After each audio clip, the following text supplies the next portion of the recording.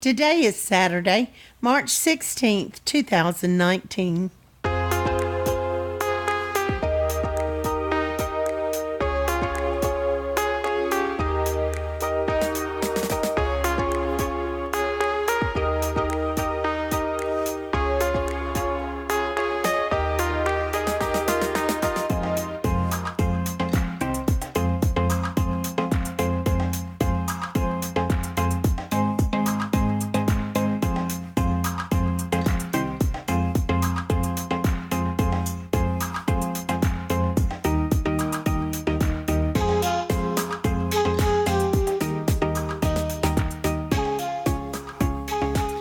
Welcome to the Survivor Fans Podcast. I'm Joanne. And I'm Stacy. And this is the Listener Feedback Show for Episode 4 of Edge of Extinction. That's right. We're in week 4. Let's see, where did we finish up? 9, 10, day 11? I believe so, yeah. 3 3s and 1 2. And you added a note here to the show notes I'm looking at that says we've got a double episode coming. So 2 hours, the 2 hours we were asking for. Now, if they'll just do that for the rest of the season to the finale that'd be great. On May 15th, I think we would all be happy. Actually, it's 2 episodes this week, so for those of you in JSFL, you do need to choose 2 vote off choices this week. So if you've already gone in and made your picks, go back in and select another vote off. Because Steve just got that set up for us, yesterday? Thanks, Steve. Today, yeah. Thanks for jumping right on that. And we're looking at the beautiful new visual roster here up on the screen as we sit down to record the listener feedback show. I just love how Paul encodes that temporal information there so you can see what tribe they've been on and how things have changed over time. I always get a kick out of somebody who can do that. It's a talent. Thanks, Paul. Don't have a sense for. Yeah, it looks great. Good job fitting everyone in. It's going to be obviously more challenging as we go along and add members to the Extinction Island, or as someone in the feedback show said, Extension Island. I like that. Yeah. Well, and then once the jury starts, of course, maybe they'll go away if somebody comes back. No, but somebody comes back later, so. They probably won't go away. The extension will continue. For a while. Yeah, well, that's... Maybe right. So you may have jury as well. There is a fantastic theory about why this exists now in the feedback show. Absolutely loved it. I don't know why I didn't think of it, but I just got a huge kick out of it. I think she's spot on with her guess as to what's going on there. So I look forward to getting to that as we go through. How many folks do we have this week? Another big show. 27 super fans took some time. Some of them were in a rush. They had things to do. They had grandkids to pick up, museums to go to and all that, and they still managed to get their feedback in. Awesome. They love Survivor just that much that they took some time out of their busy lives just to drop us a note or to make a call or make a recording and send it to us, even when spiders are falling on them. All right. Like how I'm teasing everything up. I see. Isn't that clever? You were so clever. So clever. Yes. Mm-hmm. Well, speaking of clever. Except for leaving the bathroom door open to the outside and letting all the pollens in today. Thank you so much, honey. Uh-huh. Yep. That must be it. That's got to be the source of all your problems. And yes, we have an outside door in our bathroom. Yes. It's bizarre configuration. Odd, yeah. Actually, I kind of like it, but except it's when you leave it open atrium. all day. Well, Zed likes it. And there was a flock of birds in the camphor tree. But Mommy has issues. Okay, speaking of issues, there's definitely some people. I'm trying to get us in here. Alrighty. Making my second attempt. There's definitely some folks that have issues with elements of Edge of Extinction season 38.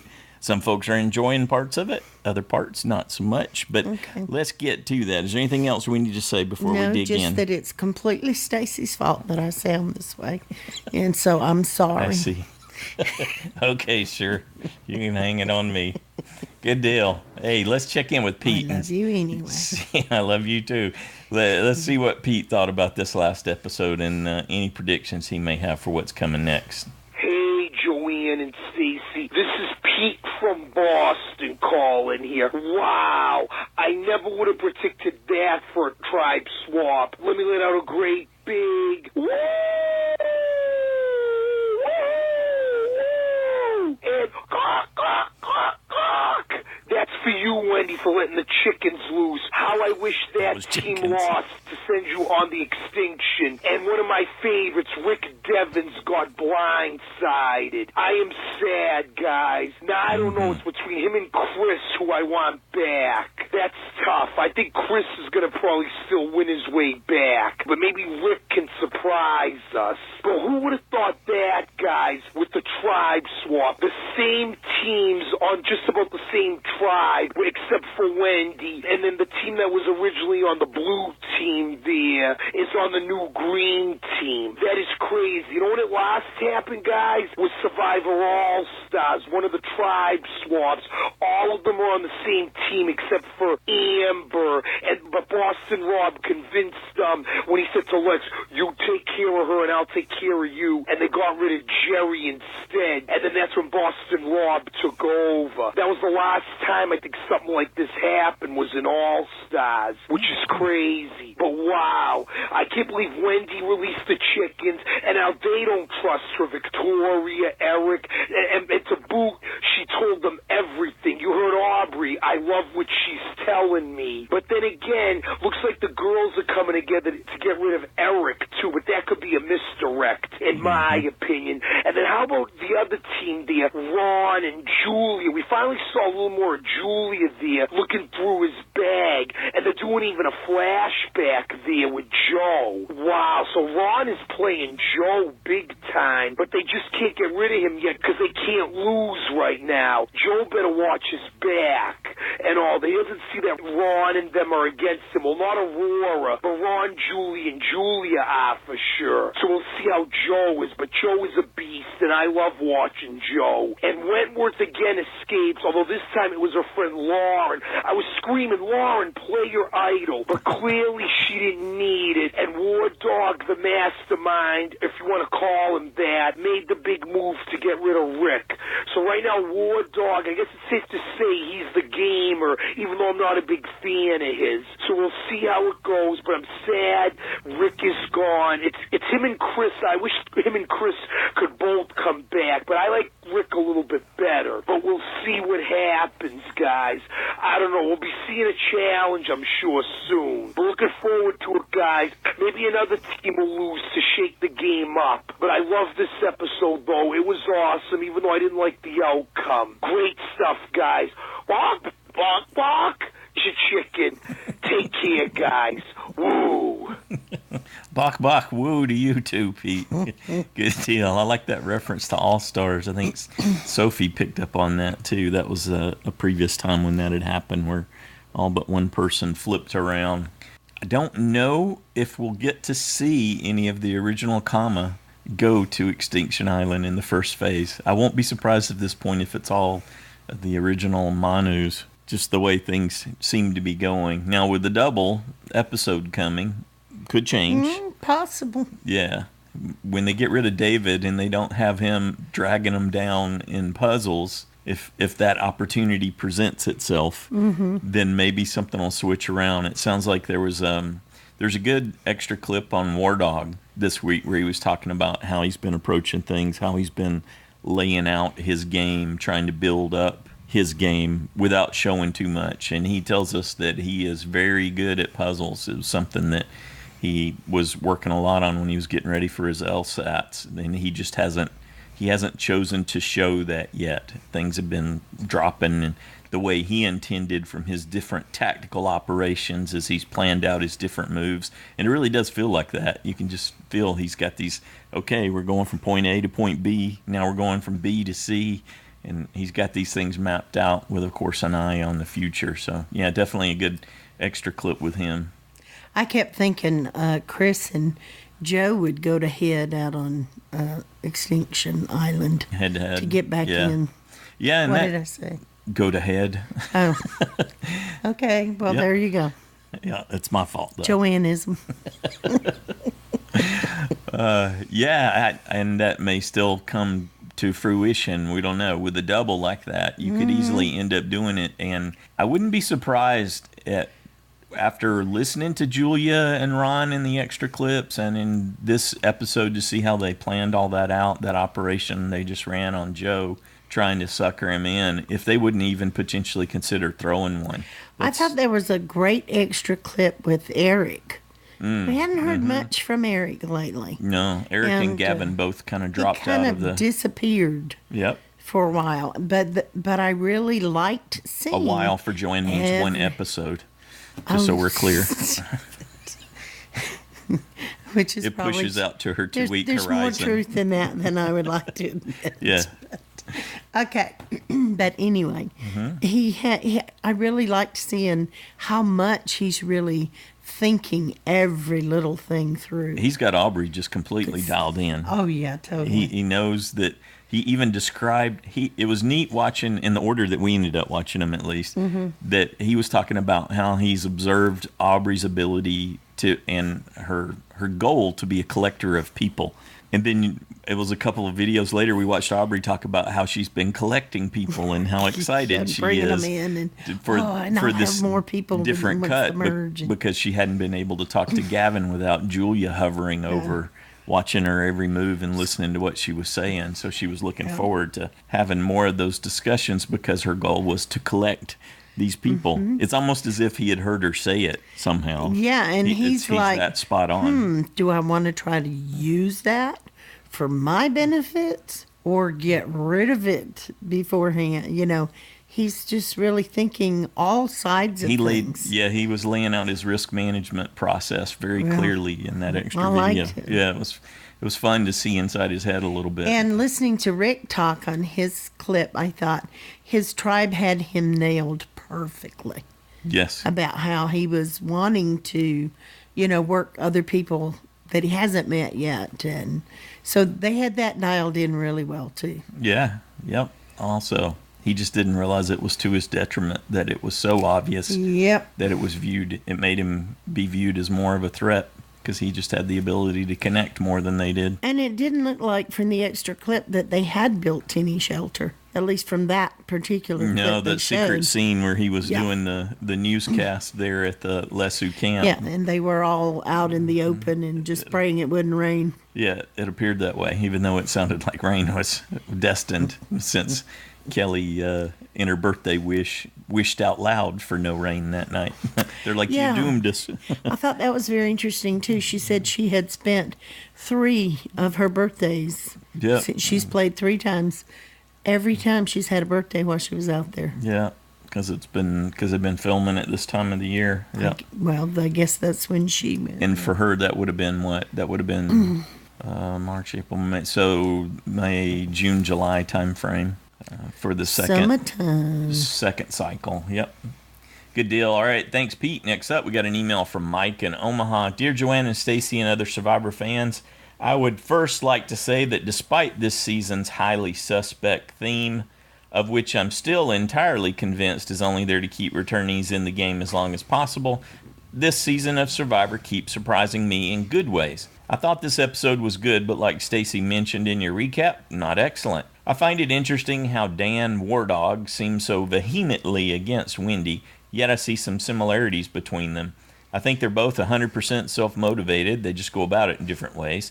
I do fear we're stuck with Agent of Chaos and Sia's new best friend Wendy Diaz for at least a few more weeks, if not well into the merge. Considering how well she's fared at challenges, is it possible she goes on an individual immunity run? I guess I wouldn't be surprised, given that we've seen her proficiencies in some of the things so far, so that wouldn't be out of the question.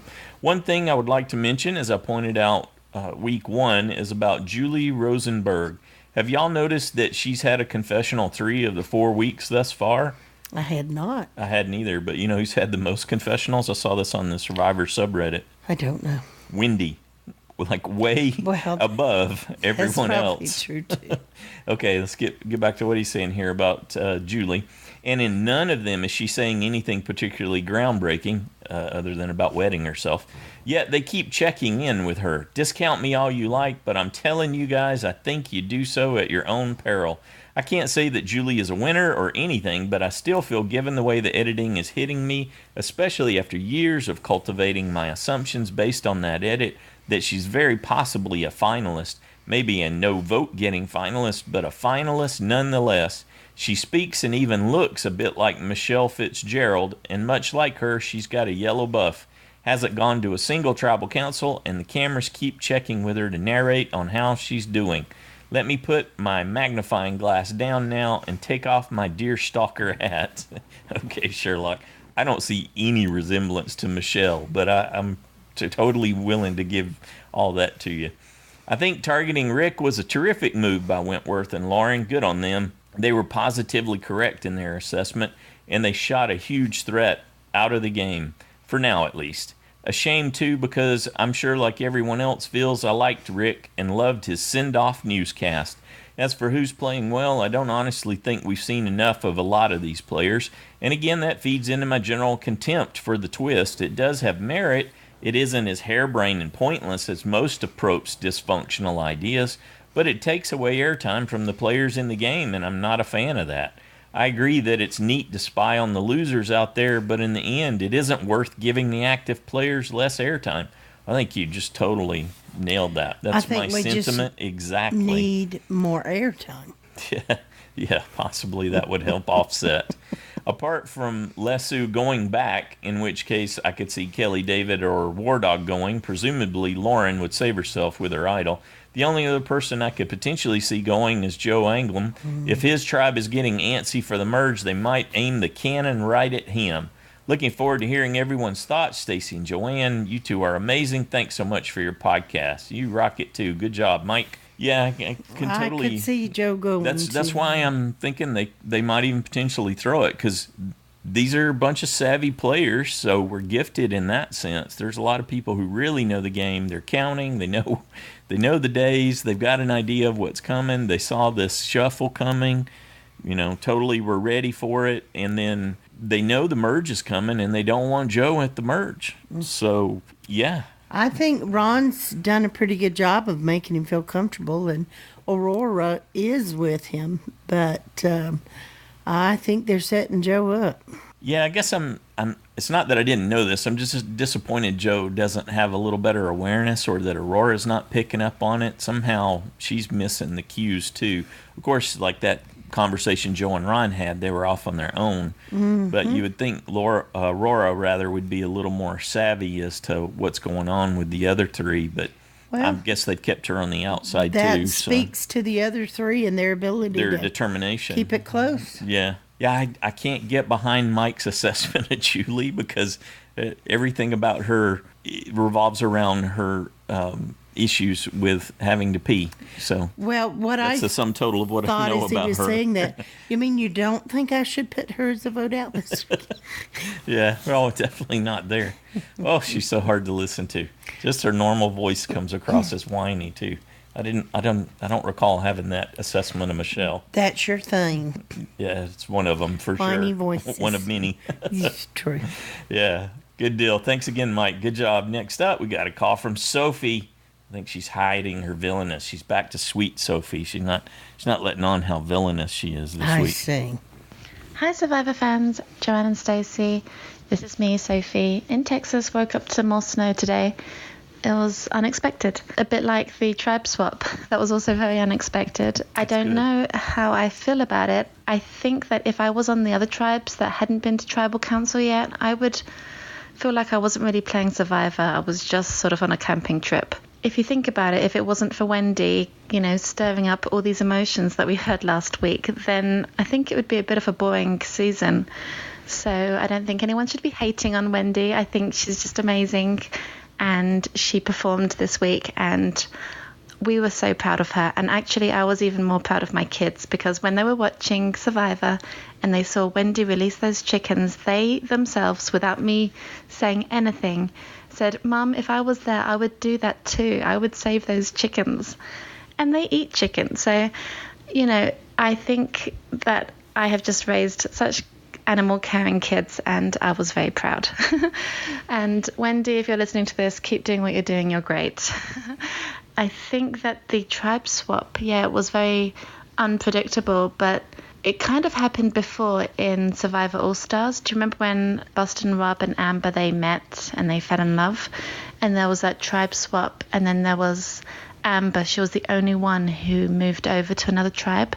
And then Boston told Lex, the guy with black spiky hair and tattoos, look after my girl, don't get her voted out. And then, there was all that sort of controversy that happened because then Lex was actually voted out, and that ended their relationship. But I think that's the only time that I can really remember there being a tribal swap where it was just so clean cut like that. I'm sad to see Rick go because he was such a good comic relief on that tribe. And I had all my safe picks fine. Obviously, nobody got a vote out point. I had War Dog going home just because I actually want him to go home. I predicted he would be going on to tribe and just ruffle a few feathers. That was the only thing I could think. So it really was down. It was a good episode for me, just knowing that I guess there was a chance of War Dog going home. Sad to see Rick go, but hopefully he can lift up everyone's spirits on Extinction Island, edge of extinction. Bye, everyone. Take care. Have a good weekend. All right. Thanks, Sophie. I think Sophie gave us a perfect insight into Wendy, and that's the animal-caring child. See, it makes sense through the eyes of Sophie's children, and it's a complete match. That's really where Wendy is. That's where she fits, an animal-caring child. And that explains some of the other erraticness, I think, in her behaviors and her ability to further herself in the game. Thanks, Sophie. Good job. I'm still watching, though. Still watching. I know you got a villain hiding in there. Next up, we got an email from Julie in Iowa. Hi, Survivor friends. I've been meaning to get feedback every week and just don't get it done. But when I heard Sandy from Georgia last week, I knew this was the week to get it done. It was so good to hear from her at last. I'm listening every week and enjoying the feedback from everyone. Last season, I started playing the home version of JSFL, and I know if I had joined the side challenge, it would have been me singing, and you do not want that to happen. I do. I'll take it. I did not have even one vote off point all season, and I'm starting this season the same way. Oh, you definitely got to come in on the side challenge. I'm personally inviting you. I had put Wendy to go home again and changed my mind Wednesday morning.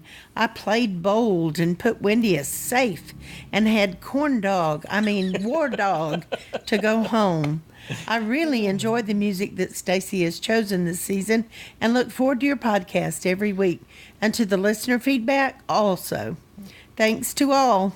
All right, and thank you, Julie. Yeah, so I keep a note in the show notes that's coming from Juke Deck, like jukeboxdeck.com. Jukedeck.com is where I found those, and it's AI assisted songs that. I enjoy it too. I like that we do a little head bob in it. Yeah. I got some sofa love seat dancing going on here. Thanks, Julie. Great to hear from you. Good job. Yeah, definitely think about side challenge next season. You're just, I can tell, you're a natural. Next up, we got a call from Shea. She's a little sleepy. Good morning, guys. It's Shea. It is very, very early Saturday morning. Why didn't Keith get the same cranky greeting that Chris got when he arrived? I mean, Keith wrote Reem's name down too, right? Am I wrong about that? I thought it was pretty unfair of her. I still can't believe they got rid of Chris. Oh, well, time to drop your buffs. That worked out pretty crazy. Not sure I ever saw that before. Wendy sure did spill the tea. I didn't think she pled the fifth even once when asked the question. I don't remember when she was so in her guts, her mentioning how desperate she was to save the chickens, but her tribe sure seemed to have figured that out. How could they know, actually? Someone who eats meat at home, she's really taking this whole save the chickens thing a little far. Meanwhile, back on Redemption Island, Reem and Keith sure changed their tune as soon as Chris showed up with those tiny little fish. Chris seemed to have a few revelations about himself. He came and came in a giant boy and he'll go home a man. His mama won't even recognize him. Cracking myself up this early in the morning. What a slippery challenge. They've all been good, but the rain took this one to a new level. I think Joe using himself as a ladder is an example of what he has to offer to his tribe. They better not vote him out too quick.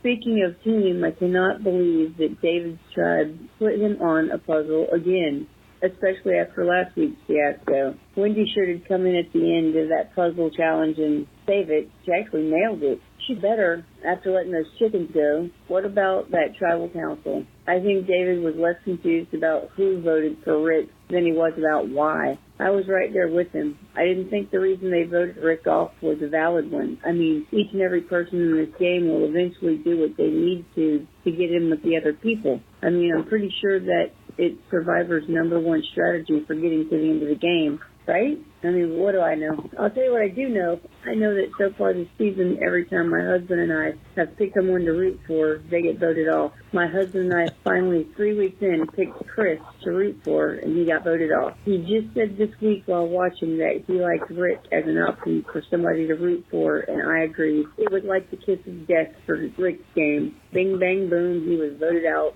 Did you notice that on the first night Wendy spent with her new tribe that her chicks showed up? Eric was saying something about the chickens better lay eggs or they were going to get eaten, and her face started twitching. Maybe it's stress-related. Who knows? I love what David said at Tribal about Survivor helping him grow as a human. It's a change we all had a chance to witness. That was a good season, too. I love this show. I love this podcast, and I can't wait till next week to see if Reem sits on the beach and complains about having to move and miss out on a possible advantage, or if she'll miraculously have energy all of a sudden. We shall see. That's all I wrote down, and I hope any of it made sense. I'm so tired. It's 5 a.m., but I'm fixing to go get my grandson, so woo! Speaking of grandsons, I can't wait to hear all the other kids on this show. They really, really make it funny. All right, well, you guys have a good day, and I'll talk to you later. Bye. All right. Good job, Sleepy Shea. Enjoyed that. Next up, we got a call from Slappy McGee. Hello, Joanna Stacy. This is Slappy McGee. I'm calling you from Maine, the snowy wonderland of Maine. I want to talk to you about the Survivor, of course. The Survivor. That's good. I was very displeased with the episode, as you might guess. I had Mr. Devins, the Richter, as my USB. And so what happens now? What's the protocol? Do I get another one? I think I do, but I don't know how to do it. And also, how does that work now that they're going to be able to come back? I'm not sure that I want to stick with him because I don't feel good about people who are leaving and coming back and winning that game. I don't think that's going to happen. I just think that the other players will be like, no, we voted you off once. We're going to vote you off again. Unless something really crazy goes on. I didn't like the whole deal where the same team, Lesu, couldn't be a more appropriate name for a tribe, I guess, lost again, and then they had to vote out their own, and that was kind of sad. I felt as sad as they seemed to feel, because I like those guys. I kind of like those underdogs, and they all kind of liked each other, and they kind of got Rick, which is I don't understand why. They're not getting rid of Wentworth. They're like, I've heard other people say, oh, she's going to be a big target when they get to the merge. No, she's not. She's going to kill them all. She's going to eat their remains. It's not going to be pretty. She is a killer, and they had many times to get rid of her, and they still haven't got rid of her. So I think they're making a big mistake. The other thing I didn't like about the episode is Wendy. I liked Wendy a whole lot when we first started, and I like the fact that they were showing somebody with Tourette's, and that was a good representation of, people who have Tourette's coming on to the show. Again, I have a nephew that has Tourette's, so I was like, oh, cool. But then they had to make it Wendy, and who knew that Wendy was going to be such a crazy person and completely hypocritical.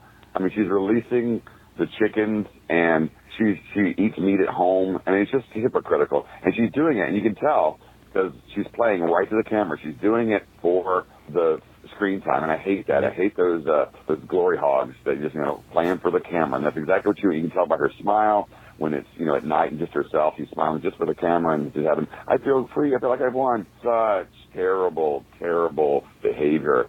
And I don't believe her for a second. She couldn't be more fake. I hate the fact that we have someone who's representing the Tourette's community, and she's such a terrible person.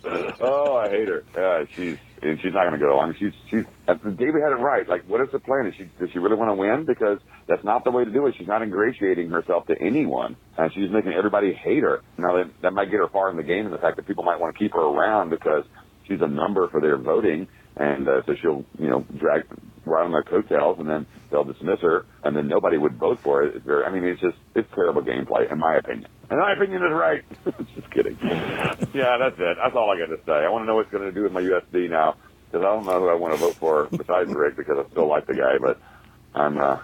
All right, got to go. Take care, guys. Thanks for the wonderful show. Look forward to everybody else hearing all this stuff. I like all the kids that come on your show and their families. That's kind of fun to hear their thoughts about the Survivor. That's kind of neat. I really enjoy that. Anyway, I thought it was it. Take care, and Slappy out.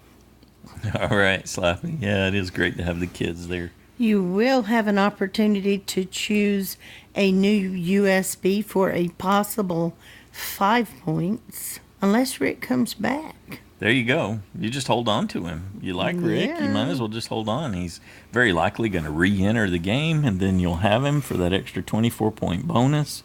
So, yeah, I'm definitely going to go out on a limb and recommend that you hold on to Rick. Of course you are. But your opportunity to make a change comes, like Joanne said, after the merge. So that's when you can actually go in and affect a change in the game. Until then, you just get to think about it. Well, and that's supposedly when somebody's coming back into the game. So hopefully that will transpire before we have to choose our new USB. Yeah, maybe not, huh? I don't know. Not quite clear how this is going to play into it. Yeah, so. This is all new, so we're kind of going with the flow. Our guess prediction was that we were going to get a couple more episodes with the 3 tribes and then be looking at a merge. So this is going to accelerate that by a week. That'll all happen in 1 week. Yeah, we thought there would only be two more episodes. So if so, this might be the last of the 3 or tribes. Or they could merge in the second episode in the second hour. We have no clue. No clue at this point, huh? Yeah. Well, I think they might have given that away if they were going to do that. They definitely held their cards tight on the shuffle. Do that. Okay. No, they didn't. We knew ahead of time. You had no clue how it was going to pan out, though. Well, of course not. In the past, we knew it was going to happen. We're retreading the recap show. Move along. All right, thanks, Slappy. Next up, we got an email from Jesse in Canada. Hello, is Manu short for manure? Because they were playing like crap when they cut ties with one of their strongest members, Chris. There's definitely some folks who haven't let go of the Chris thing yet. Shay was saying that too.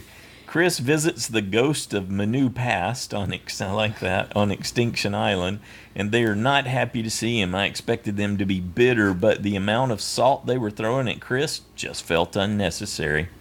Deep down, Reem and Keith are villains, even if they don't realize it. They spent most of their energy just trying to demoralize Chris for nothing more than playing the game. Even though they threw all that shade at Chris, he still manages to catch some fish and feed them, despite their bad attitude. You're a hero in my book, Chris. I wouldn't have shared anything with them if they treated me that way. I really like Keith's explanation of the white flag and how it represents everything from a hot meal to a warm bed. Don't quit on me now, Reem and Keith. You still have so much salt to give. Cut to the challenge. Wait, it's not a challenge, it's a tribe swap. The survivor gods needed to protect Wendy, so they cast out all other Manu members and replaced them with former Kama tribe members. All former Manu members are now on a new tribe called Lesu. Sounds about right, David retorts. Wendy gives her new tribe a tour of the Manu camp and gives them the rundown on her former members. Eric begins assessing the chicken situation, and Wendy does not look pleased. She frees the chickens and lets her tribe know exactly what kind of player she is, a bad one. Wendy has 0 social awareness and 0 social game, but for some reason I can't stop cheering for her. I had a good laugh at Victoria's speech about how she could eat the chicken with no remorse, and it wouldn't bother her if Wendy cried all night. Could Victoria be a villain on the rise? I hope so. Cut to the immunity challenge. Jeff shows the tribes the new immunity idol in the shape of a phoenix. The tribal immunity idols this season are some of my favorite designed pieces, and I feel they just look cool. Yeah, I gotta agree with that. The challenge starts, and as Reem would say, it's raining, bro. Oh, very good teamwork from all teams getting over the A-frames, although I think Joe's leadership shined the brightest. Wendy saved her team with her challenge prowess, hence saving herself from tribal council. Although the challenge was very close, David and Wentworth botched the puzzle again, this time for Lesu. Get these people off the puzzle, stat. Way to go, Manu. You're your first immunity win, and all it took was the replacement of 5 out of the 6 players and the addition of a third tribe. At least we know the problem wasn't Wendy at challenges. Les Sue is in a tight spot with Tribal, and War Dog says it isn't about the tribe anymore, it's about War Dog, which is how I'd expect someone who calls himself War Dog to act. Wentworth states it is hard to read War Dog, and I think she's right. The way he stares through their souls with his dead little fish eyes would unnerve the hardest player. In the end, Tribal goes down to funny person with glasses versus nauseous person who won't eat. War Dog's the tiebreaker, and he makes the obvious cliche alpha male choice: get rid of the one morale booster named Rick Devens so he can keep his main gal Wentworth happy. It's a shame because I really enjoyed Rick and David's dynamic. Best part of the episode, Eric's confessional where he's talking about the escaped chickens and what he'd do if he found one, followed by the clucking of the chicken in the bushes, almost mocking him. Most sketchy part of the episode, Ron and Julia going through Joe's personal stuff. Is nothing sacred to you, dancing Ron? Thank you for all you do, and I can't wait to hear what the other listeners have to say. Thanks, Jesse. Good job. Next up, we got a call from Cameron. Hey, Joanne and Stacy. Hey, Survivor fans. This is Cameron from North Carolina calling in with the Week 4 listeners' feedback. So let's start out talking about JSFL. I said Aurora, Gavin, Julia, and Joe were safe, and all were fairly easy to pick. I am very mad at myself, though, because all week, since Chris got voted out, I had been telling myself it'll probably be someone crazy going next, like Devens, so I should put him in JSFL. All week I went saying, all right, I'm going to put in Devens. I'm going to put in Devens. Come Tuesday night, when I finally put in my picks, I hesitate, and I choose War Dog instead, for the sole reason that Devens was shown in last season's season premiere, and so I was like, okay, surely he'll make it farther. I just got to put War Dog instead. Man, that did not pay off, and I am mad I second-guessed myself. I could have been the only one to say Devens was going home. Classic. So that was a pretty crazy swap. Very unlucky for Lesu, I think. So I'm kind of surprised that Kama is still going against Joe. I guess they really don't think he's helpful to their games. But if we're being honest here, I don't think it'll matter at all till the merge, seeing as, unless we get another swap, Kama is not going to Tribal anytime soon. So, interesting they showed the Edge of Extinction mid-edit. Realistically, they should try to get along, being Keith, Reem, and Chris. They should try to get along because they're not strategizing out there. They really just have to survive. So, Wendy releases the chickens, and then thinks maybe they'll be gracious to her and not try to hunt the chickens. I mean, come on. What do you think's going to happen? So Wentworth was calling Lesu the Cleveland Browns. Honestly, worse than the Cleveland Browns because the Browns have been shaping up lately. But I don't think they're performing that poorly. They were pretty close, it looked like, in the challenge. I mean, they have a shot. Maybe not anymore. Who knows? So seeing Wentworth feeling a genuine like for her trimates is kind of new. In San Juan del Sur, she was essentially at the bottom of Hunahpu, basically just because of her dad Dale. And then in Cambodia, pretty much the same with Orkun, except she hung on by idols and immunity wins. So her social game was never her strength. It was really just her physical strength. I really did love David and Devon's arguments at Tribal Council of not just wanting to play, but having the need to play. It proves how life-changing Survivor can be and how it continues to affect David. So, Joanne, you seem to be really afraid of snakes. I wonder what your reaction was back in the day of Survivor Fiji when that exile island was nothing but sea snakes. Man. So, yeah, I was really close in JSFL. Next time on Survivor, you know what? I don't even see anything mattering besides Lesu's probably going to lose again. And I think the smartest choice would be to choose someone from Lesu going in JSFL next week. I have my own pick, but, you know, I don't want to reveal my strategy yet, of course, because this is a competition after all. All right, who knows? Maybe Wardog will go crazy. Maybe David will go farther. Maybe Wentworth will go. Who knows? But one thing's for sure, it's probably going to be Lesu. I enjoy hearing everyone's feedbacks. I hope to hear some great feedback this week, and I will see you guys all next week. All right, thanks for sharing all that. That was a good hearing about your experience with your picks, Cameron. Now you get to do that twice this week, so make it even more complicated. Don't do snakes. Definitely not. Next up, we got a call from Grace. Hey, Joanne, Stacey, and Survivor fans. This is Grace from California. I got to make this quick. I'm going into San Francisco with some friends to see a Monet exhibit today. Yay. So that's going to be exciting. But I wanted to talk about Survivor for a moment. Okay, I thought of something the other day. So there's 39 days in Survivor. This is the 38th season of Survivor, and it's called Edge of Extinction. So what if that's like the edge of Survivor being extinct, Survivor being over forever? Whoa. I'd be so sad, because I think that'd be kind of crazy if they ended it like on the 39th season. I don't know, I was just thinking about that. Also, Reem and Wendy, say what you want about them, they're not the best strategic players, they're probably the worst strategic players, but they are so entertaining. Like, I laugh whenever I see them. Reem saying when Chris came to Extinction Island that this ain't no Holiday Inn, or however she said it, I can't remember how, but it just had me laughing so hard. The girl is a kick. I just love Reem so much. I don't know, like, I can't explain it. They're just super entertaining to me. I was sad to see Devins go home. Oh my god, there's a spider. Oh my god. Sorry, I'm not normally scared of spiders, but it landed on me. I was sad to see Devins go home, but I really wanted Lauren to stay because I really like her. So I was willing to make that sacrifice. Yeah, this is my ride coming down the hill, so gotta go. Bye. All right, thanks, Grace. Okay, spiders I can handle. She packed a lot into that little bit there. Yes. So good job. Edge of Extinction. No, I think they got big plans for season 40, so we're okay. 39 won't be the end. 38 isn't the edge of the end at 39, but that's an interesting theory. All right. Maybe it's getting close. Hope you enjoyed that Monet exhibit. I checked that out on the DeYoung Museum's webpage. It looked like it was really cool. It had, I think it was over 50 Monet paintings there from the last 20 years of his life and his career when he was painting there outside of Paris. So that looked like it was going to be a great exhibit. Thanks for sharing that with us, Grace. Next up, we got an email from Christiana in Boston. Hello, Joanne and Stacy. This is the first time I've written in this season with feedback. I had pretty low expectations for this season, but so far I've really liked it. I'm enjoying watching the players, both the returnees and the rookies. Kelly Wentworth is one of my all-time favorite Survivor contestants, so it has been exciting to watch her play again and get so much screen time as her tribe continues to suck. I also really like Lauren so far this season. For someone who isn't really eating, she was the first one on her tribe to be able to get to the top of the A-frame.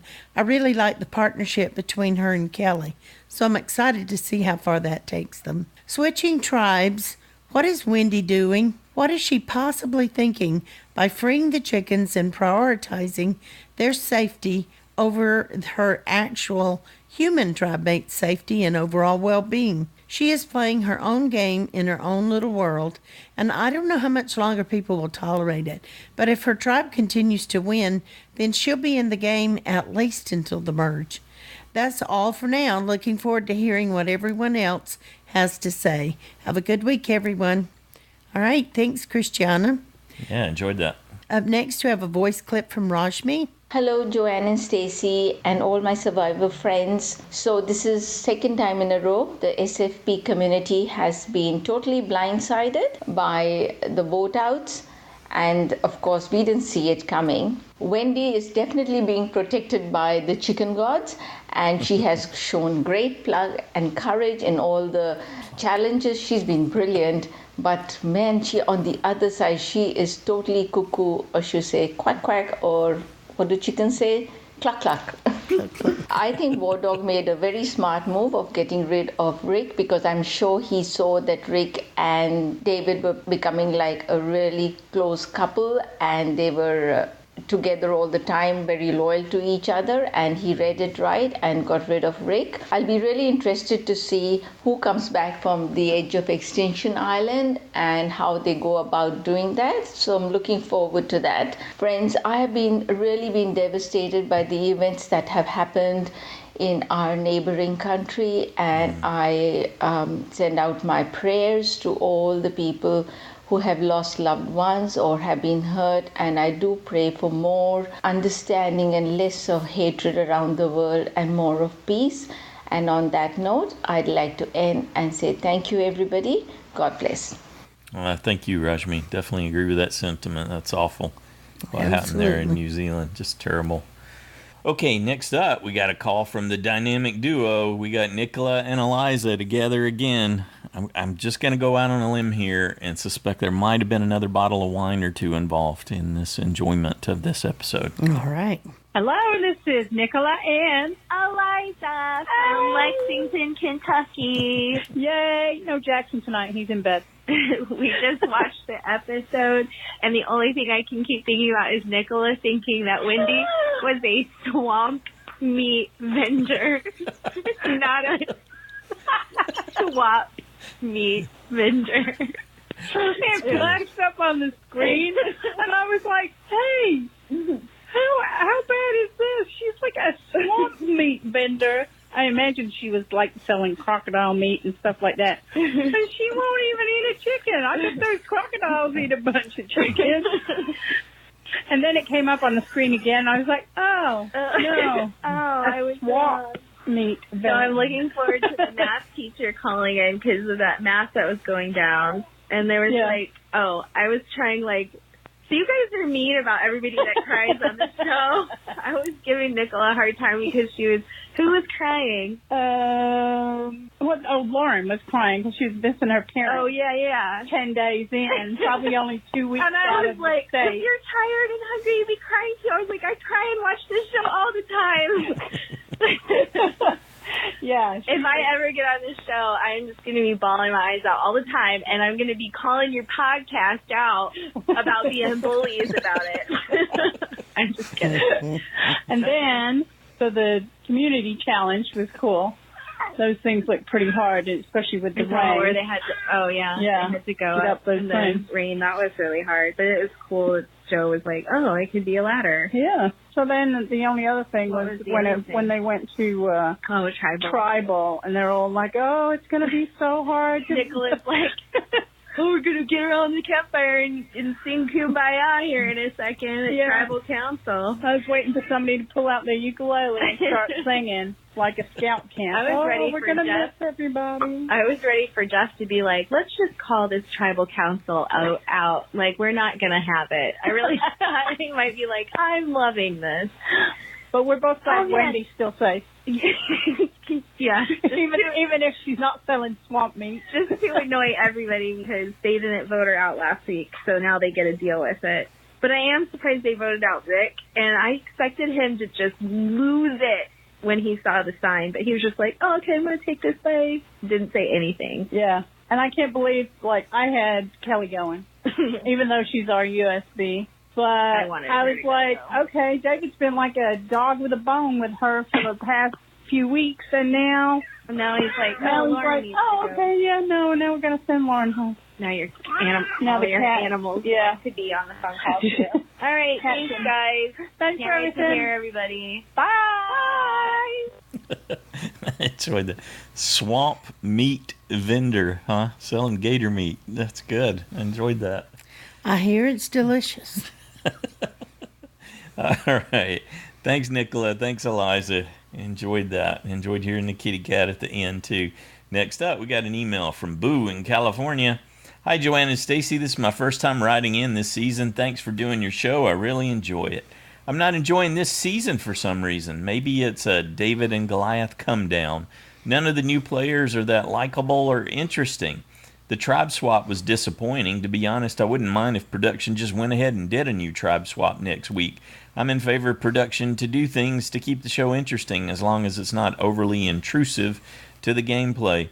There just seems to be a sameness about all the new players, and I've never been a Joe or Kelly fan. Actually, I'm actively not a fan of Joe. Kelly's playing hard, and so I give her credit there. David and Aubrey are my favorites, especially with how they are playing altered games this season. David is confident and playing loyal, which is a totally different than his first season. Aubrey's trying harder to get in with everyone, even though the show portrayed that she didn't do it well. At least she is trying. I feel like she wants to redeem her Game Changers edit. It's great seeing them play again. Joe and Kelly, not so much. Thanks so much for doing your podcast. All right. Thank you, Boo. Great to hear from you again this season. Next up, we got a call from Drew's crew, or Drew and One Crew. Good morning. This is Drew and Adelaide and Dumbo. We had Charlie and Milo, but they kind of gone off and done their own thing, so it's just us today, huh? So this was a fun week. Good recap.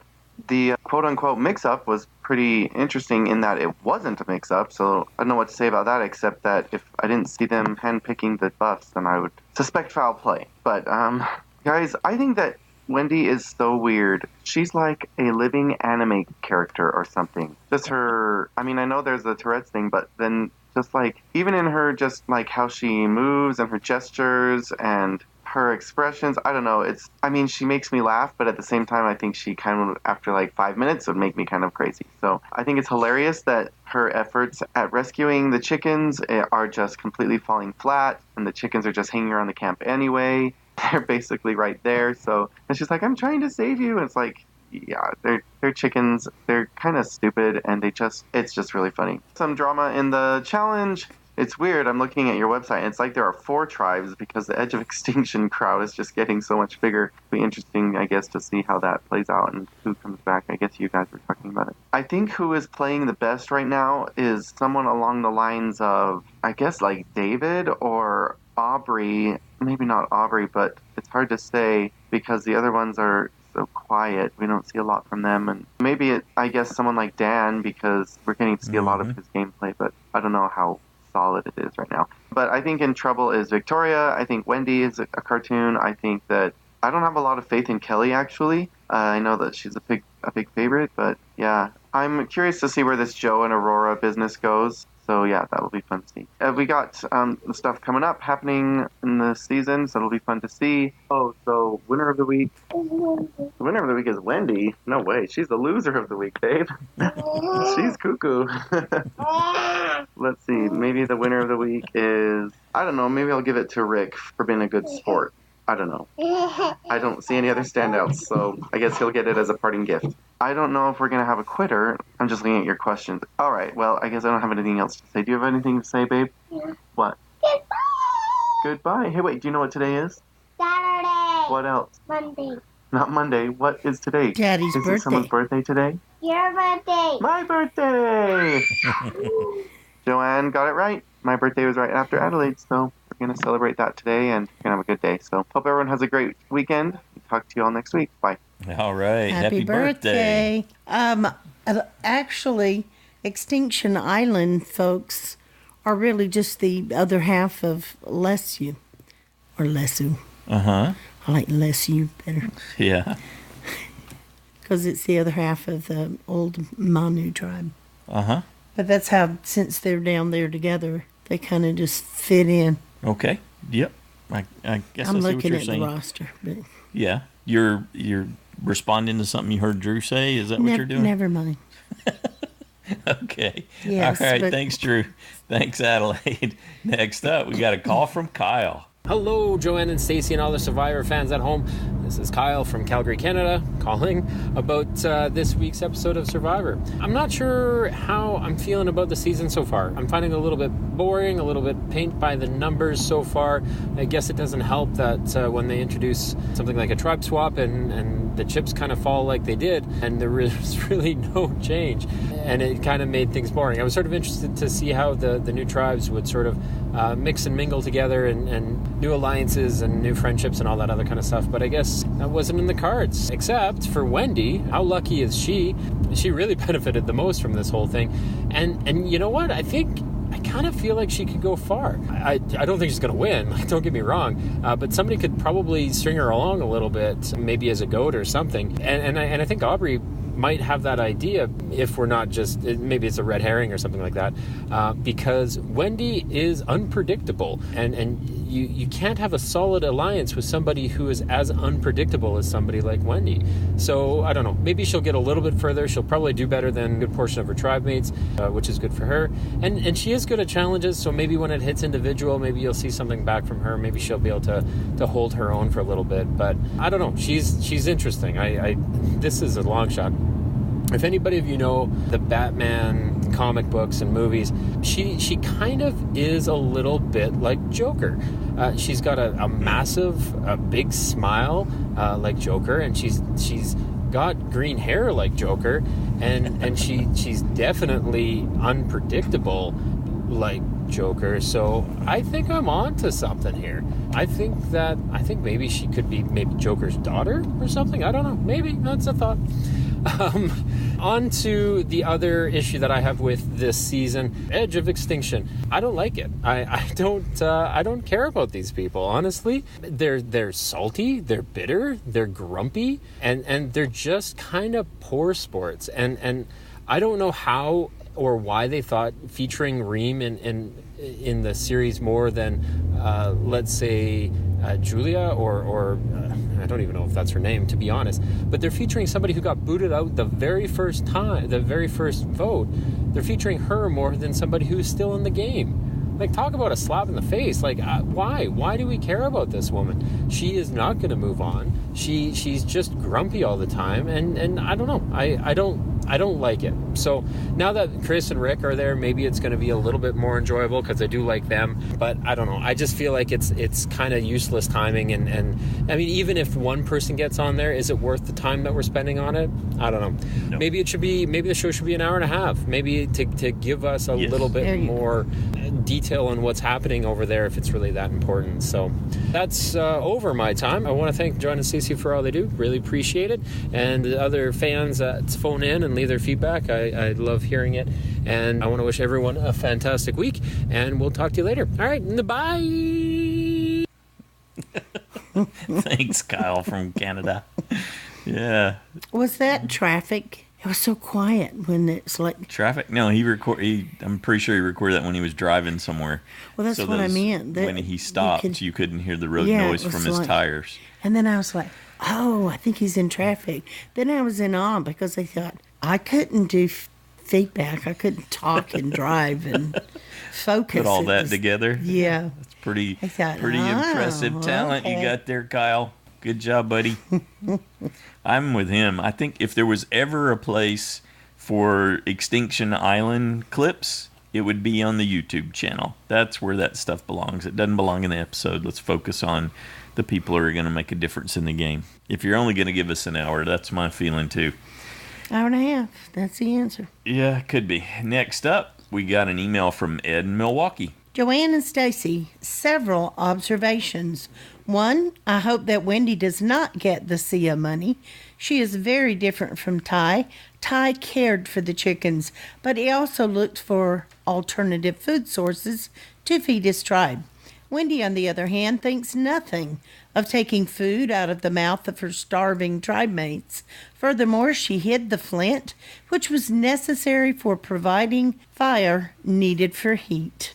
2, I don't think Wendy is good television, but rather I think that she is obnoxious. She has joined Nyanka, Brandon Hance, Abby Marie's favorite players. Wow. Furthermore, strategically, she is not a good person to take to the end as a goat because she is too erratic and unpredictable. Agree. 3, it is sad to see Devins and Chris voted out pre-jury. They are 2 of the better players of this season's cast. If they do not come back into this season's game, I hope they will be invited back to a future season. 4, this week's Tribal Council was not a game of strategy, but rather evolved around heartbreaking decisions as to which of 5 good players had to be voted out. This was not entertaining. This is one reason that I don't like the split from 2 large tribes to 3 small tribes. 5, question. Why was Devins wearing a tie at Tribal Council? He looked like friendly. Since this is my first feedback of the season, I will put my final 2 cents on Keith and swimming. People criticize Keith for not learning to swim before going on Survivor. I have taken swimming lessons several times in my life. I know how the swim strokes are supposed to go, but I have never been able to master the art of swimming. It is not natural to me, and I have never been able to swim more than 25 yards in a pool. Okay, 2 things. 25 yards puts you way ahead of Keith. I was thinking, wow, that's a lot. I don't know if I could do 25 yards. And 2, as long as you don't go on Survivor, I think you're okay. You'll manage just fine. Yes. Oh, good job, Ed. Hey, 25 yards. No, I don't have the lung power for that anymore. I'm too out of shape. So good on you. You can do 25 yards. Yeah, enjoyed that. Thanks, Ed. Next up, we got a call from Rachael. Hello, this is Rachael from Utah. It's my first time calling in, and I'm excited to share my thoughts. First off, I think Wendy's entertaining and all, good TV, but she's frustrating to watch as a Survivor fan. There's no real rhyme or reason to her actions. You know, I want her to go, but I've got a feeling she'll probably be around for a while, and by no work of her own, just pure luck. I was a little surprised by the tribe swap results, as probably everyone was, and honestly a little bit disappointed. I thought we'd finally see some mixing of some of the tribes and get to see some real gameplay from some of the common members. Even though we've seen some strategy talk and confessionals and different things, it's all hypothetical until they start going to tribal. We don't really know how that's shaken out. It seems to be kind of the Manu show and now the Lesu show. The Extinction Island seems to be a bit full of bitterness and just mopiness. I'm sad to see that Rick left, but maybe he'll bring some light and excitement to it. Based on some of the preview clips for next week, looks to be an exciting episode on Extinction Island, but we'll see how that goes. My USB war dog has been growing on me. I was a little reluctant after I initially picked him, but he seems to be doing all right. I liked that he was logical and calm with his swing vote position. A lot of times we see players have that get to their head, but he says that he needs a dance partner to help get him far in the game, and I'm kind of just wondering who he landed on. He voted Rick out, and that left David in the dark. From the preview, he wants to take out Lauren, which would leave Kelly. And I know from earlier he had wanted to use her as a shield. How will he play with Kelly by voting out Lauren? And does he really think that Kelly would flip on Lauren? In one of Kelly's extra clips or confessionals from this week, she did mention that she felt closest to War Dog, which is not really what the editors kind of have led us to believe. So it'll be interesting to see how that shakes out. I'm excited to see what happens in the next episode. Looks like we're going to have a 2-hour special, and maybe we'll see Lesu put somebody else in for the puzzles and maybe actually win one. Thanks again for putting this podcast together. It's been really nice listening to it this season. Thanks. Bye. All right. Good job on your first call in there, Rachael. Excellent. Yeah, and that clip where we heard Wentworth say that surprised Joanna and I too, about how she was closest to War Dog, and it sounds like you watched the extras, so there's definitely some extra good content with War Dog too. And yeah, he's really calm, cool, collected in how he's approaching the whole thing. There were 2 good extra clips on him. I think that's new though, because she mentioned the Chris vote, that he proved himself to her in that vote. So, that she's come to that conclusion, you mean? Because I would have said she was closer to Lauren, so I was surprised by that. Yep, good stuff. Thanks, Rachael. Look forward to more. Next up, we got a call from David. Hey, Joanna and Stacy. It's David in Pittsburgh. Well, just so you know, I am a terrible gambler. In fact, I'm so bad that if I play poker, you can tell by my face right away if I have a winning or losing hand. So the last time I was in a casino, which was years ago, I was playing the slot machines, and I gave myself a limit, and after about 20 minutes, I ended up winning a grand total of $5, and I quit, and I've never played again. So this is all a lead up on my predictions about Big Wendy. Every week I've said she's going to be booted out, and now I'm beginning to think that even if Wendy takes the boiled chicken out of the hands of the other players, she's still going to stay in the game. So when she wasn't involved in the last tribal council, they went into it. I had no idea who was going to go home. But before the vote, I said, they're going to vote for Lauren, and she's not going to play the idol. And then when she didn't play the idol, and I saw War Dog look over at her, I thought, he either knows that she has the idol and is sticking with them, or he's thinking to himself, I was right, she doesn't have the idol. Now, usually when a team gets decimated, I feel sorry for the players. But for some reason, I don't seem to have any sympathy for this group. And maybe it's because they've been highlighting Big Wendy's antics or David versus Kelly. And even with that, I don't even know if Kelly's aware that David has been plotting behind her back.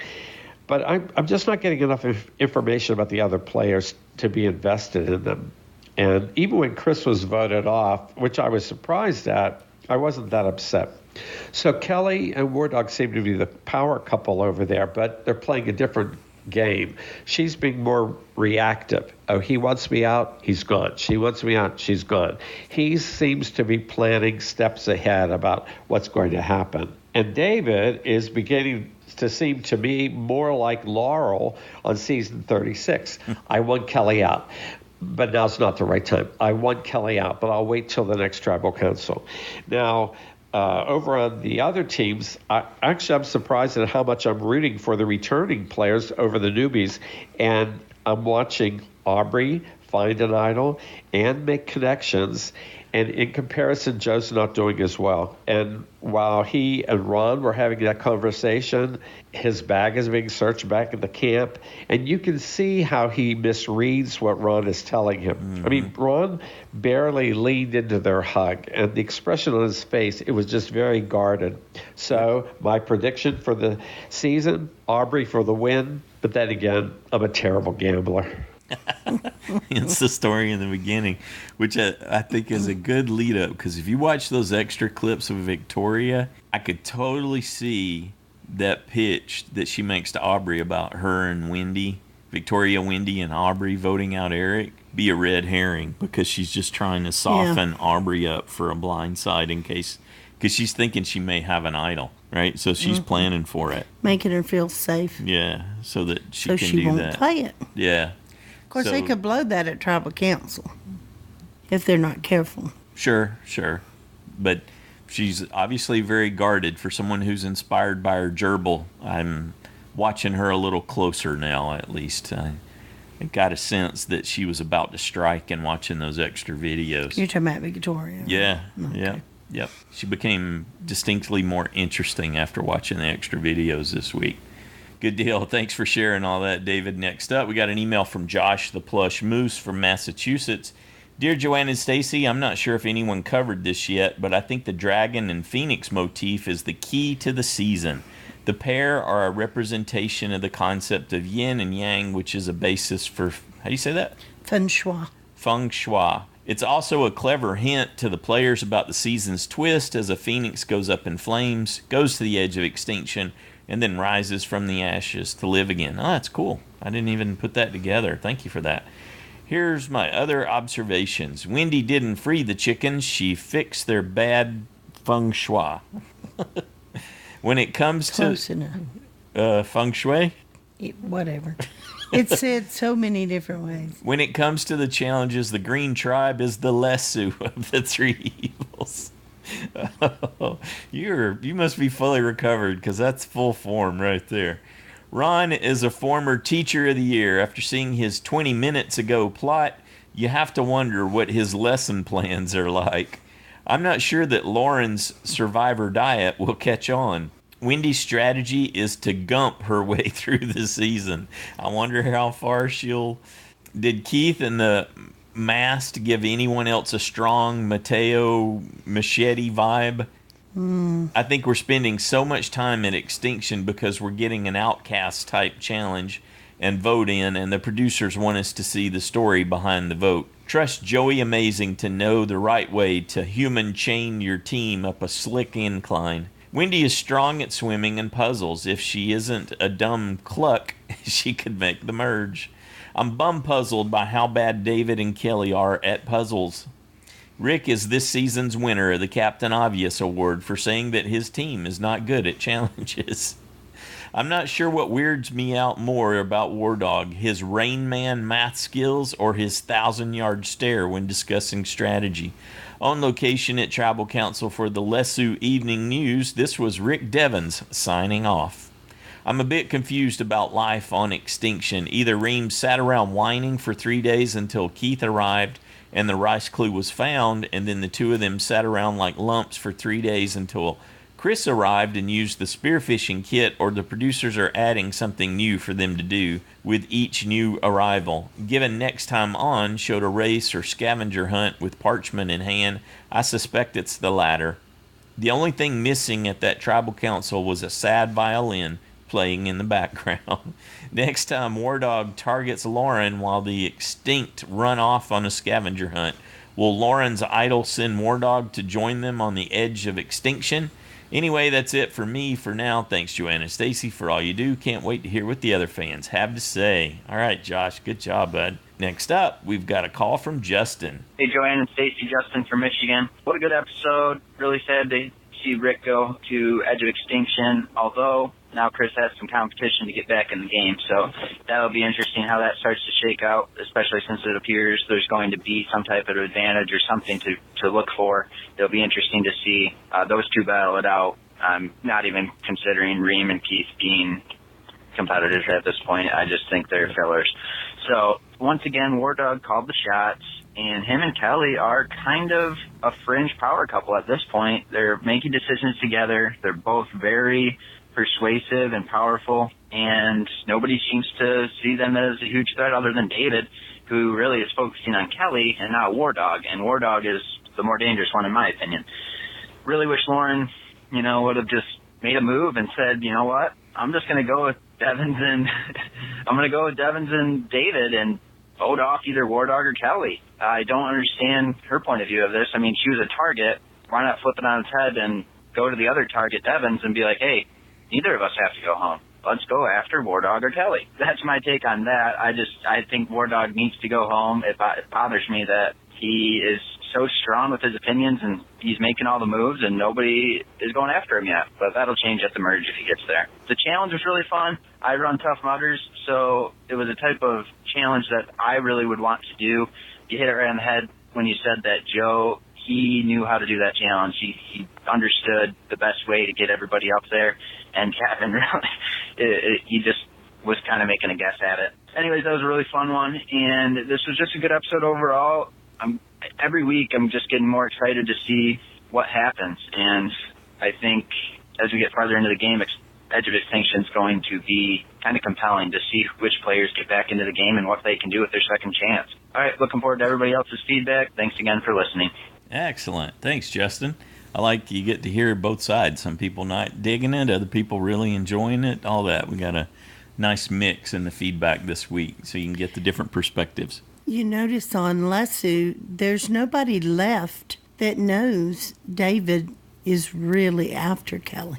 All the people that knew that David wanted her out desperately are gone. Yeah, that's true. Huh? He probably hasn't let on anything to War Dog because War Dog's said he doesn't really have a connection with David, so his connection was by way of Rick. Yep. Good deal. Thanks again, Justin. Next up, got a quick call from Kathy. She's got an update for us. Hey, Julian and Stacy. This is Kathy from Reisterstown, Maryland. I know I'm too late for the feedback, but I had to give a call. And unfortunately, this was the only time I really had time to make this phone call. But I just wanted to let you guys know that on Thursday, March 14th at 9:10 a.m., my daughter gave me and my husband our second grandson. William Thomas was born, as I said, at 9:10 a.m. He was 7 pounds, 12 ounces, and Mom and baby are doing wonderful. They actually got to go home from the hospital today, which is Saturday the 16th. And I just had to call and let you guys know because it's hard to believe a little over 8 years ago, I made the very same phone call when my first grandson, Nicholas, was born. And I can't wait to listen to the listener feedback, and I hope everyone thinks Wendy's a big idiot, as I do. Thanks, and have a good day. Bye. All right, well, congratulations, Grandma. Yeah. And welcome William to the world. Absolutely. Another generation of Survivor fans in the making. A good deal. Thanks, Kathy. Next up. And thanks for the pictures, too. Yeah, we love the pictures. That was great to get to see them. And you. Next up, we got an email from Jack in California. Hi, all Survivor fans. This was an excellent tribe swap episode. It was quite interesting to see how the tribes spread out and how most of the contestants stayed the same throughout. The only one that was different was the new Manu tribe. The new tribe, Lesu, stands for people who have been inhabiting New Ireland. I understand some of these may be way off. Yeah, I think so. My first reaction was that Wendy could be in trouble, being the odd one out. I was wrong with my chicken heist theory being same night as the tribal council, but it also didn't quite work out as I thought it would. They could still probably catch one of the chickens since the contestants could hear them and have a meal from it.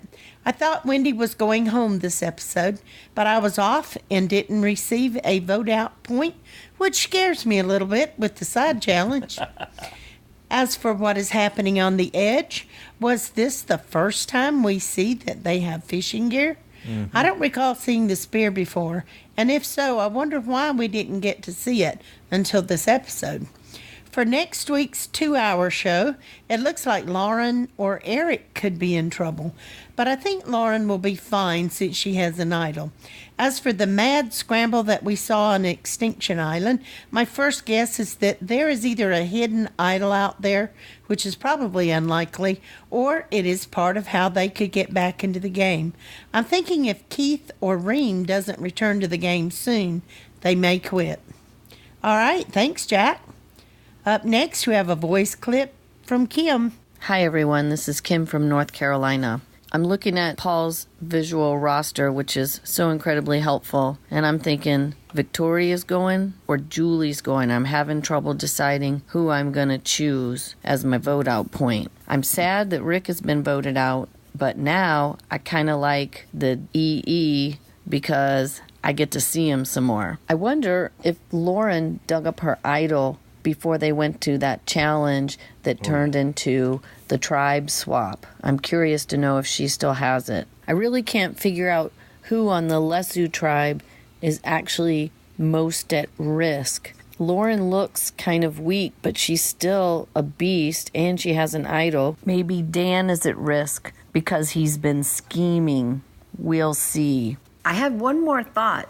Maybe they created EE so that instead of having the early vote-offs have one of those all-expense-paid trips for the 39-day period, they can save a bunch of money on accommodations and travel and food by keeping them on the edge of extinction. What do y'all think?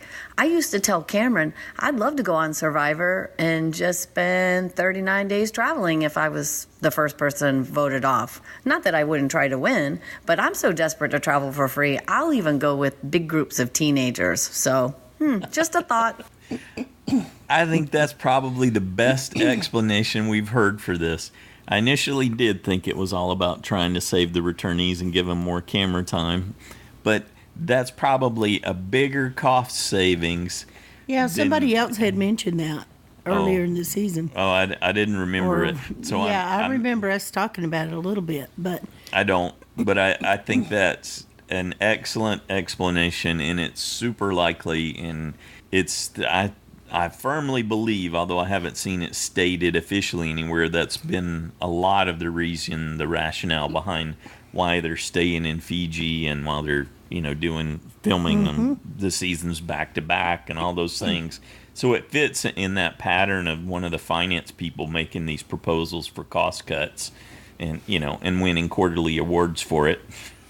Here's your plaque. Good job. We just have to feed them a little rice here and there. Really. Yeah, so much savings than sending them around the Asia Pacific region on all these excursions. I think you hit it right on the head with that, Kim. Good job. And just remember, you get to make 2 vote-off choices, so you can go with, what was it she said, Julie and Victoria if you want. Why not both, as the internet meme says.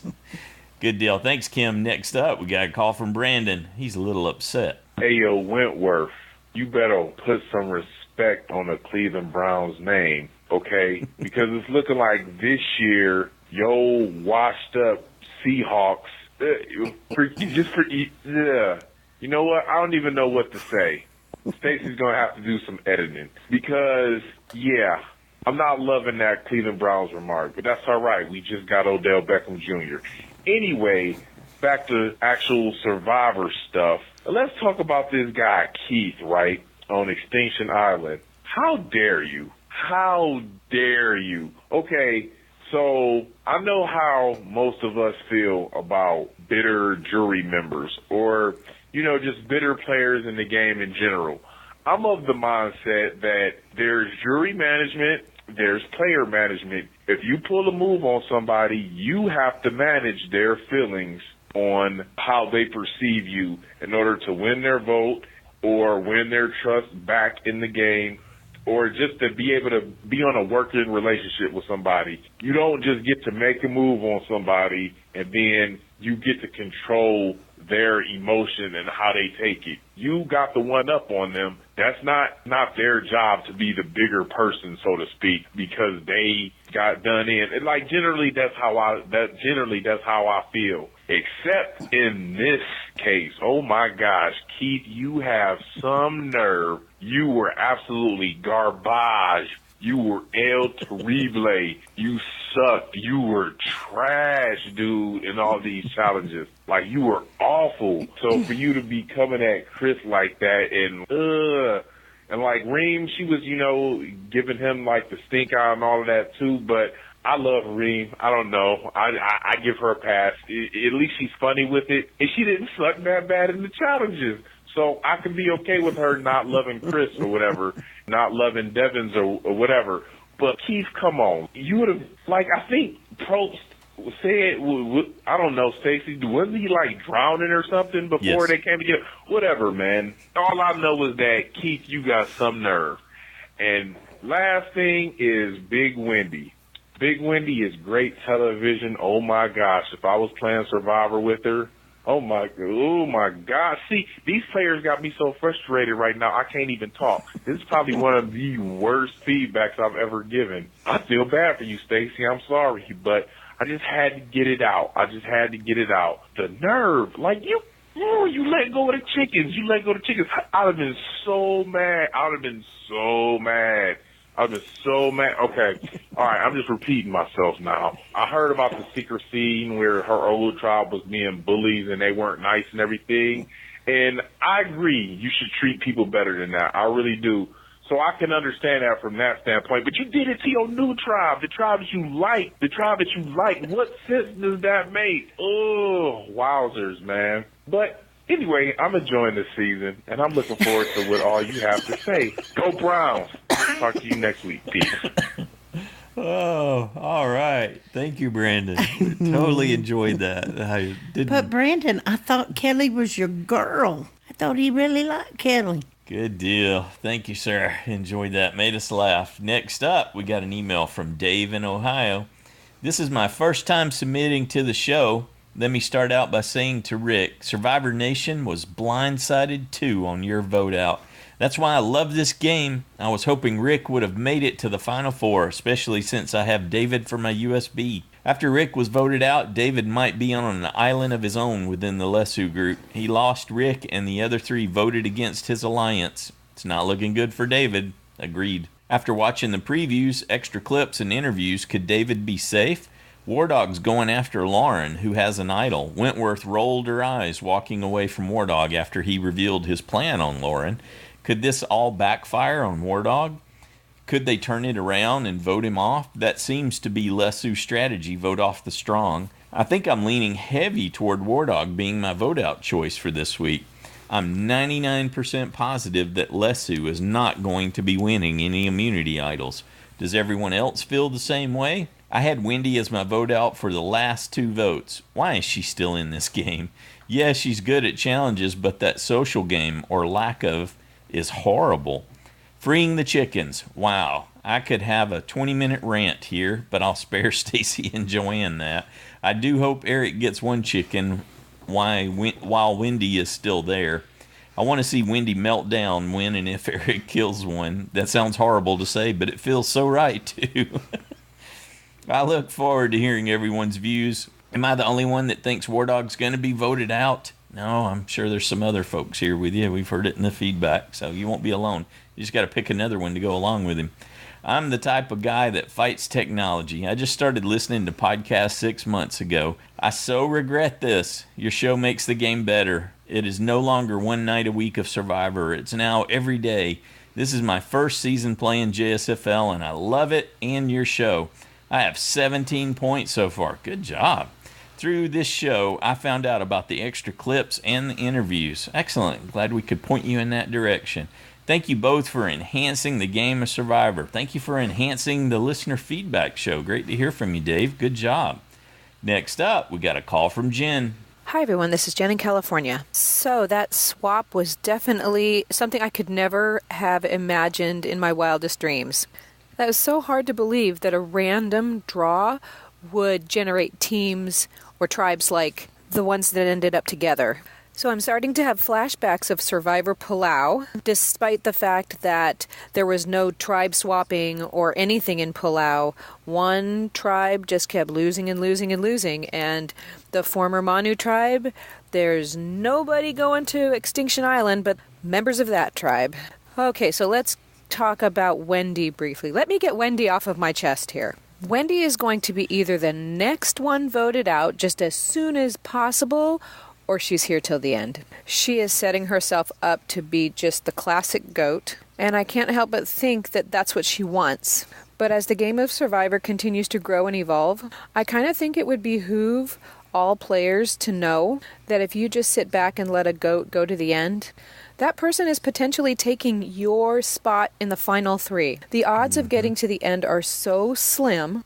Just taking a goat for granted and putting them in one of those final three spots and eliminating a potential spot for yourself, I just think is really unwise. By eliminating Wendy, then you just even the playing field, or level the playing field, if you will. Now, I'm just going to brainstorm here. I think if you target Wendy and then also target those that would protect Wendy to the end, I just wonder if that would be a smart strategy. I'm going to have to think about this a little bit more, but my thought is anyone who takes Wendy's side on this matter after she's just blowing up the game is someone who's just wanting to coast to the end with her as a number. You know, they're going to take her in, have her as a number, bring her to the end with them because nobody will vote for her, quote unquote. Those people are dangerous too, and they have to go because anybody who's hitching their wagon to Wendy has now just eliminated not one but two spots in the final three for you. I don't know, I think just targeting the coalition that would take Wendy to the end, I think just makes a lot of sense for most of the players. I think the moment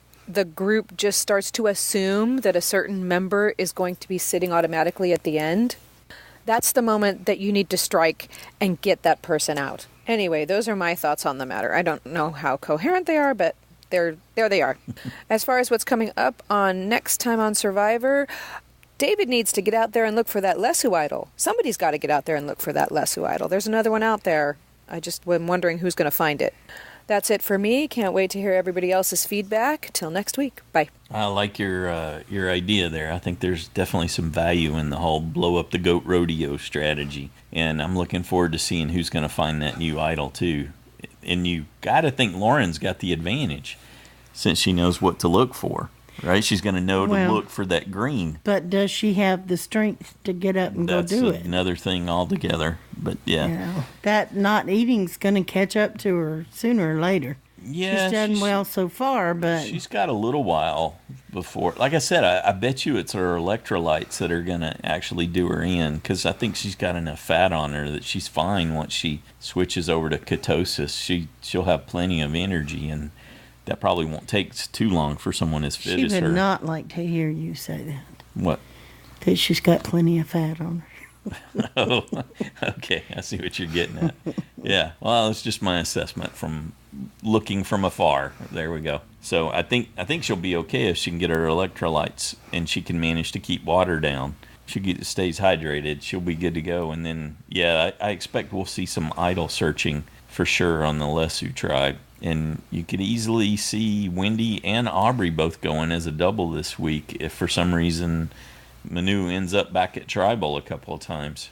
Good deal. Thanks, Jen. Next up, we got a call from Paul. Hey, Paul in Louisiana here. So we had some severe winds here on Wednesday night, which actually blocked all TV reception. Go figure. So we avoided social media and caught up with things on Thursday. I still haven't been able to listen to Joanne and Stacy's recap yet, but hey, weren't weekends made for podcasts? So at any rate, that tribe mix-up ended up doing nothing but saving Wendy's hide. for now at least. I mean, how many dialogues with her new BFF will it take before Aubrey realizes that Wendy is nothing like her at all, and that she's actually kinda, sorta Looney Tunes? Oh, but I've got to say that challenge was amazing in the rain. So much so that I'm hoping for rain at every challenge. As Pete would say, woohoo! And this week we got to see 2 new arrivals at Extinction Island, both of which were ingraciously greeted by Reem and Keith. Now, Reem needs to adjust her attitude because Chris has already become her provider. And you know what? Once Keith takes off his big boy drawers, which he never had on in the first place, and raises that flag, well, Reem is going to be trapped on that beach all alone unless she makes nice with Rick and Chris. I find it to be very revealing that Chris is looking inward to see what he did wrong, while Reem is still holding grudges. So what we have is a player with a story arc and another one that leads to just a dead end. But enough about Extinction. I'm going to cut right to the chase and say that Lesu is going to lose again and that David will be the big target. And he sees that already, so I'm sure we'll see him scouring that new camp for an idol to save his skin. So if he does find it, but I'm not convinced he will, and Lesu loses, surely he would play the idol if he had it, which would in turn force Lauren to play hers. That means that either Warthog or Kelly will get reamed at Extinction Island. Now, I'm leaning towards Kelly, but I'm in no way feeling confident about that prediction. And poor Lauren, you know, her stomach may not be in the game, but her heart surely is, which is why I think she's going to be staying. We've seen this before, and players have recovered, so I'm hoping that Lauren will do the same. And I have to say that she certainly has more chutzpah than I, because I would surely have played that idol if I were her. Now, Rick's vote-off hit me hard because he was going to be my new USB after the merge. With Victoria as my current USB, you can easily see why I'm in trouble here. Still, I have no clue at this point what I'm going to do. Luckily, there's time for me. So, I'm currently torn with who will go, but I'm leaning towards Kelly because I can easily see David writing down her name. It should be Warthog, though. He's more the player I thought he'd be, rather than the player that I thought I saw after the first episode. In other words, his high point was in episode 1, and he's been sliding downhill ever since. And I guess that's it for me this week. So take care, everyone. Bye.